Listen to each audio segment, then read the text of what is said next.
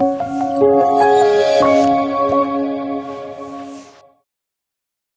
akan mulai membuat project baru, file, new source file. Ya, kemudian akan tampil jendela atau tab baru untuk mengetikkan bahasa C++-nya.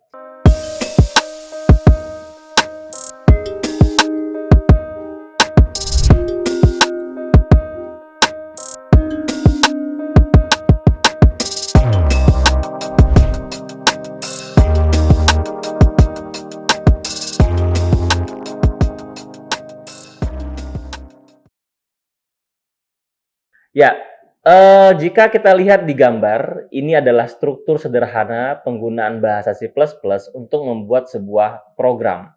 Jadi dengan 8 baris ini saja, ini sudah bisa menciptakan sebuah program yang dihasilkan dengan bahasa C++.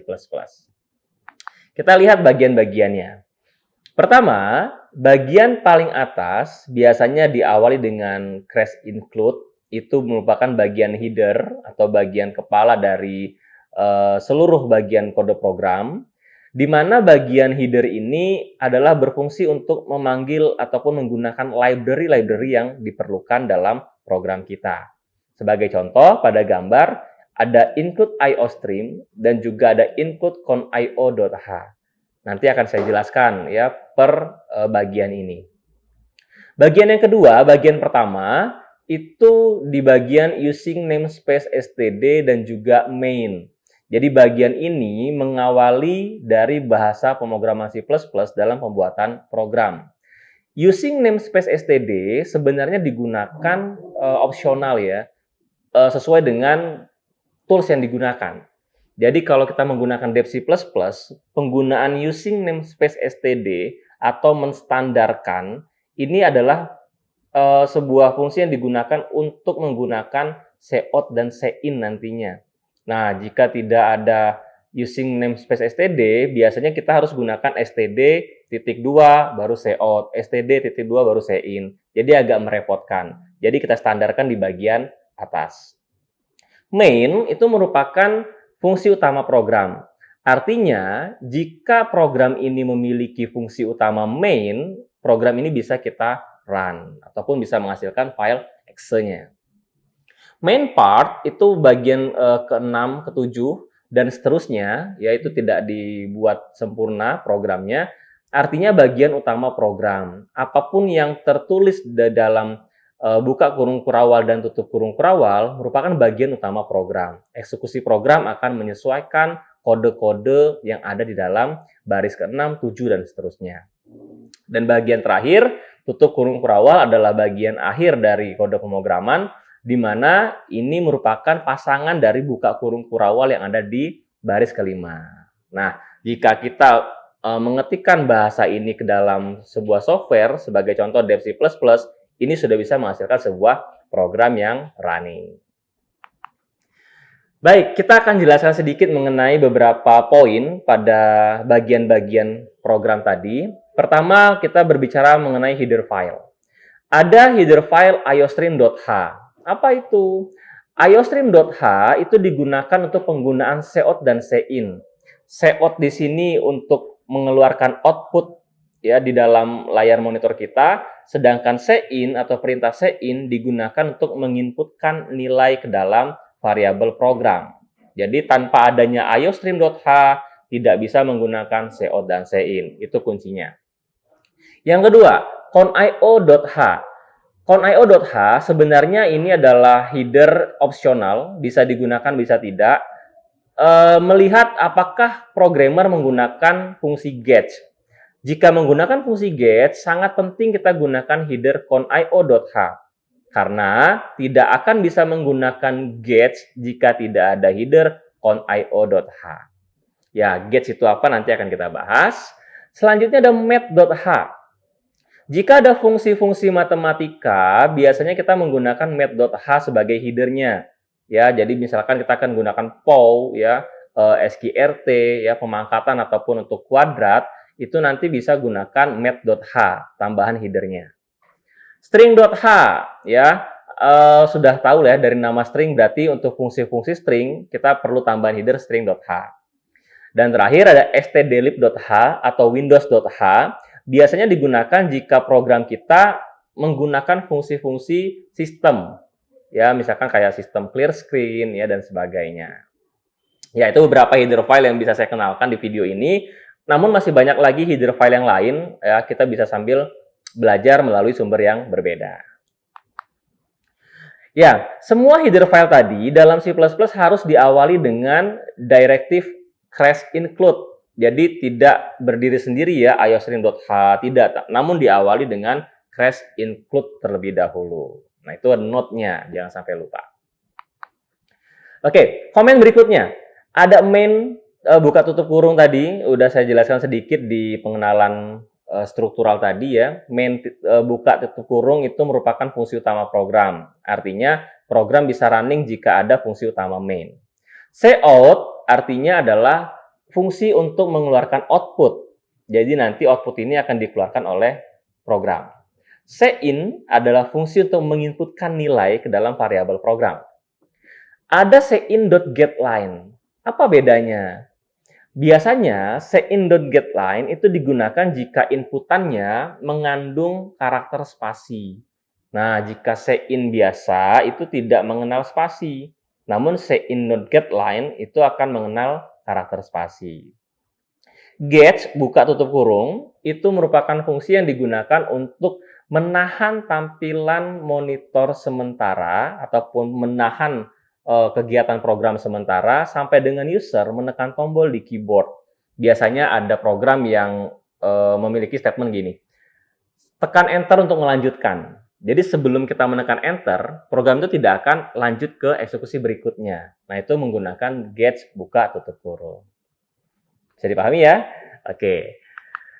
Selanjutnya, ya, ada komen tambahan lagi seperti buka tutup kurung kurawal, itu biasa ya digunakan jika ada awalan fungsi dan akhiran fungsi, biasanya diawali dengan buka tutup kurung.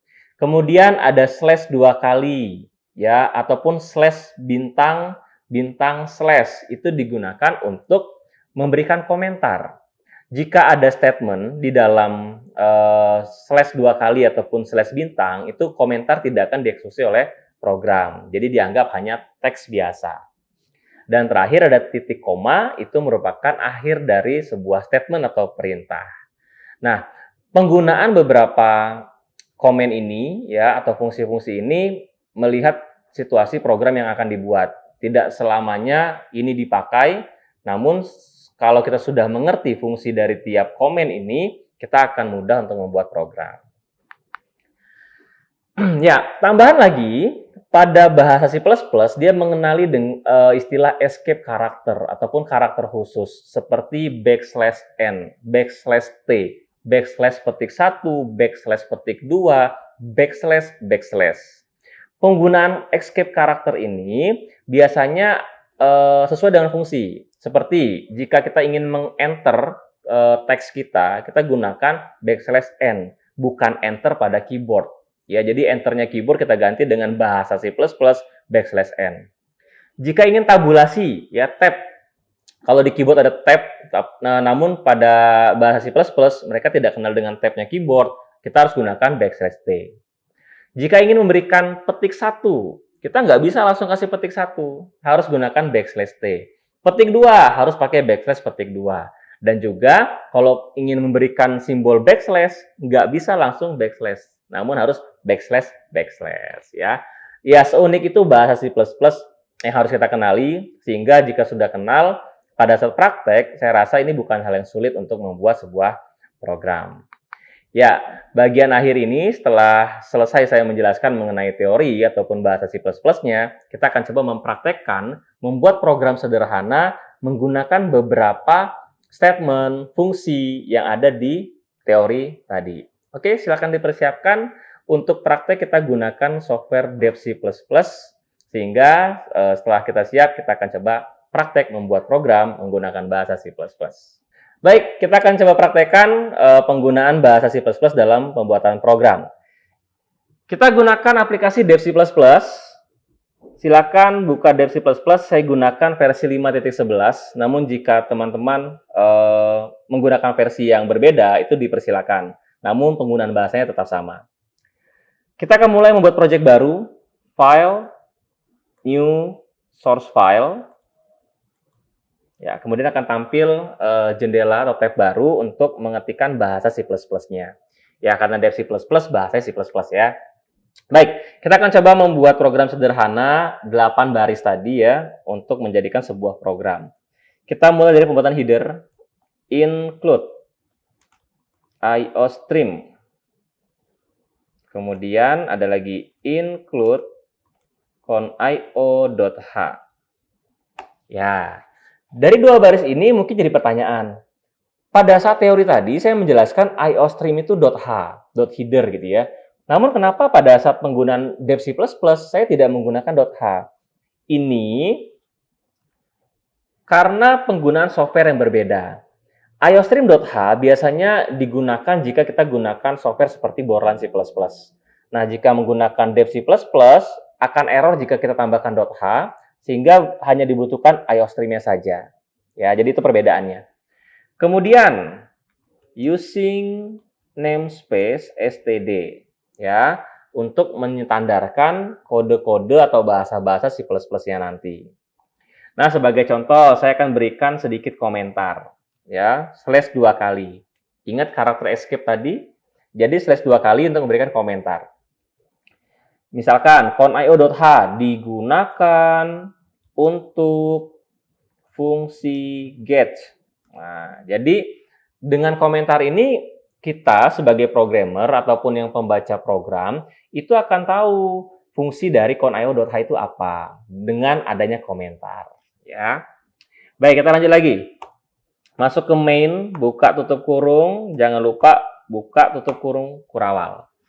Jadi, main ini harus ada pasangan buka tutup kurungnya. Karena main adalah sebuah fungsi, harus diawali buka kurung kurawal dan diakhiri dengan tutup kurung kurawal. Karena jika tidak ada pasangannya, biasanya akan error.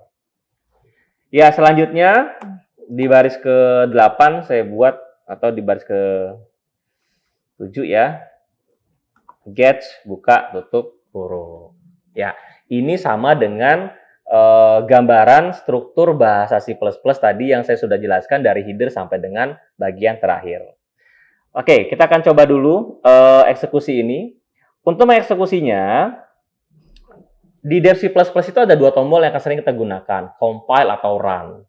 Nah, untuk compile itu akan mengecek dulu apakah ada kesalahan atau tidak dari penulisan bahasa kita. Nah, saya akan coba salahkan dulu dengan membuat huruf G yang seharusnya kecil menjadi besar. Ingat, C++ case sensitive.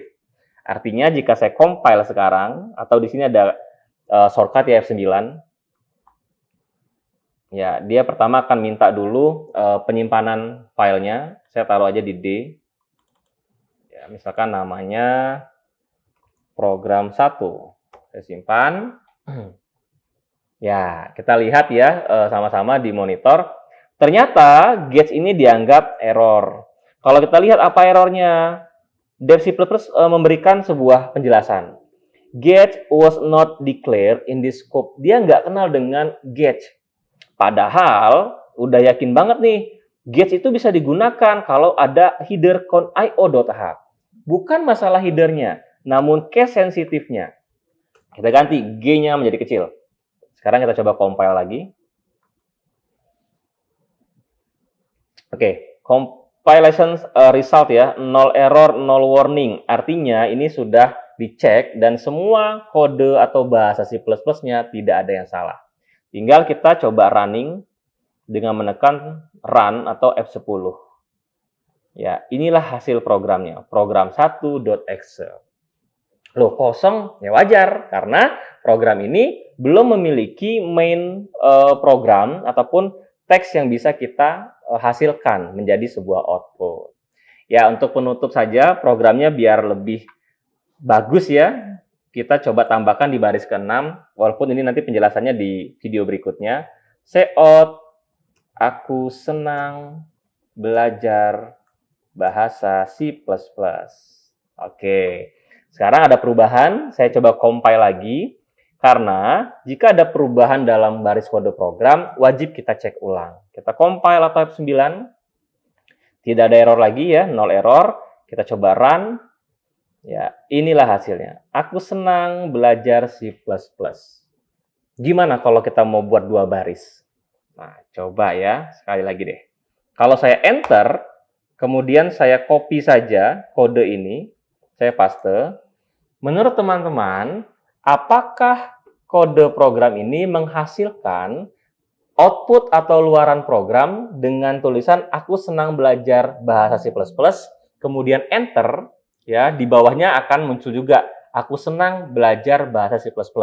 Atau kemungkinan kedua, program ini akan menghasilkan output aku senang belajar bahasa C++, lanjut ke kanannya, aku senang belajar bahasa C++. Saya ingin melihat jawabannya di kolom komentar. Jadi saya berharap teman-teman mencoba ya satu program sederhana ini dengan kode yang sama dengan yang saya ketik. Kemudian apa hasilnya? Apakah dia akan enter ke bawah tulisannya atau lanjut ke sebelah kanan? Saya tunggu komentarnya. Terima kasih sudah menyaksikan video ini. Sangat menyenangkan belajar C++. Saya harap bisa dipahami dengan mudah. Saya akhiri. Wassalamualaikum warahmatullahi wabarakatuh.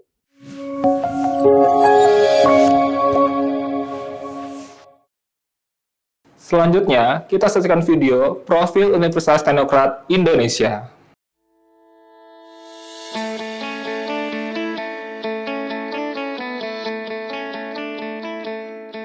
Lampung, the Treasures of Sumatra, is a province that becomes the gateway to the Sumatra Island.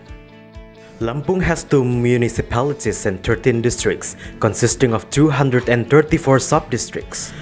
The province, with an area of 35,587 kilometer squares, owns millions of extraordinary natural beauty. Education in Lampung province is also highly considered and colored by the existence of Universitas Teknokrat Indonesia.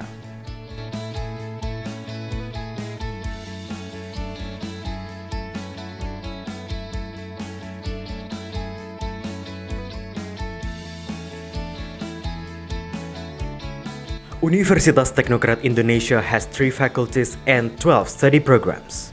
Faculty of Engineering and Computer Sciences with the 6 study programs: Electrical Engineering, Civil Engineering, Computer Engineering, Information Technology, Informatics, and Information System. Faculty of Economics and Business with 2 study programs: Management and Accounting. Faculty of Arts and Educations with 4 study programs: English Literature, Mathematics Education, English Educations, and Physical Education. Universitas Teknokrat Indonesia believes that education is the key to the advancements of a nation. Universitas Teknokrat Indonesia commits to produce and develop future leaders through the education of quality characters. This receives a very good reception and trust from the community, which is marked by an increasing interest in students from year to year. The students and lecturers have lots of achievements and awards. Also, our quality is recognized by National Accreditation Board for Higher Education and many international collaborations. Universitas Teknokrat Indonesia also prepares the students to face the globalization era through the use of digital technology. Universitas Teknokrat Indonesia has a number of representative facilities provided to support the learning process, such as comfortable classroom, laboratories, information technology, and the internet. Our vision is to be an excellent university in Sumatra with international standard and able to play an active role in nation building through 3 pillars of higher education, comprising education, research, and community service.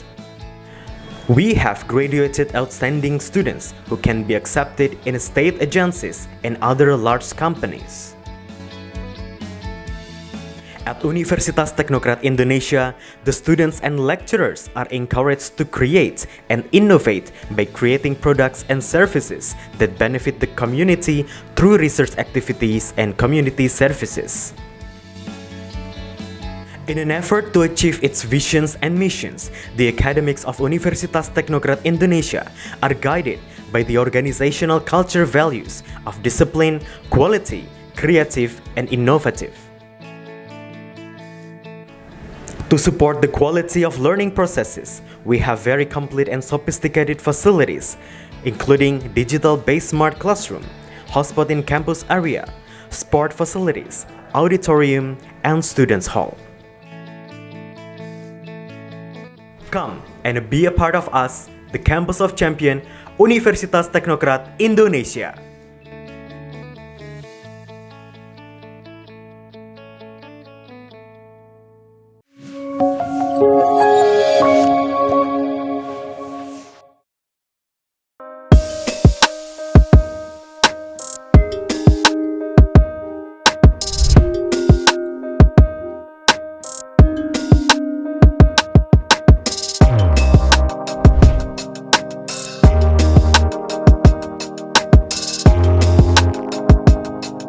Terima kasih sudah menyaksikan video pembelajaran ini. Jangan lupa like, komen, dan subscribe, serta nyalakan tanda loncengnya agar kalian tidak ketinggalan informasi update lainnya.